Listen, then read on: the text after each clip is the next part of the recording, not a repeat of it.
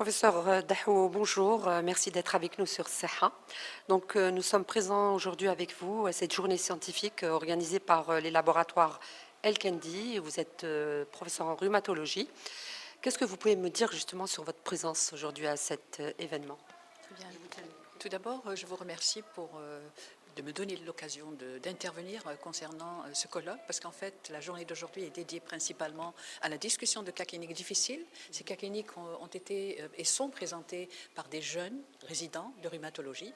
Alors, ce sont des cas cliniques qui sont difficiles, qui ont une problématique non seulement ostéo-articulaire, mais aussi sont des patients qui présentent beaucoup de comorbidités, parfois comme le dernier cas où on a vu qu'il y avait un problème hématologique assez sérieux et qui nécessite quand même une discussion et un avis d'experts. Donc d'autres cas également posent un problème thérapeutique et donc certaines thérapeutiques sont disponibles chez nous et d'autres également sont en cours d'enregistrement, ce qui nous permet également de traiter convenablement nos patients. Donc c'est une journée de partage et qui est une journée de formation médicale continue pour les jeunes et pour les moins jeunes. En fait, les nouvelles molécules également arrivent et ça permet d'avoir aussi l'expérience d'outre-mer puisque nous avons aujourd'hui avec nous le professeur Bruno Fautrel qui également donne son avis, discute les cas.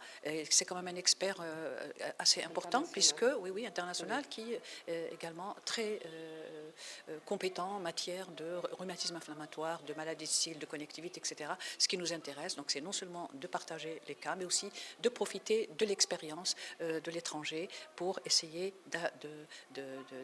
toujours dans le but d'un traitement adéquat de nos patients. Voilà. Il ne s'agit pas uniquement d'une pathologie particulière, mais ce sont des cas cliniques qui traitent de toutes les pathologies en rhumatologie. Oui, tout à fait. En fait, les cas cliniques sont variés. Il y a non seulement des rhumatismes inflammatoires, mais il y a aussi des pathologies infectieuses qui se sont greffées sur ces rhumatismes inflammatoires, voilà, qui compliquent la prise en charge de ces patients. Ce sont des cas quand même rares et qui sont vraiment très, très intéressants dans la formation médicale continue et dans l'analyse, en fait, de ces cas qui permettent d'appliquer éventuellement les traitements adéquats si on a d'autres cas cliniques qui sont similaires. Voilà, donc c'est vraiment très important.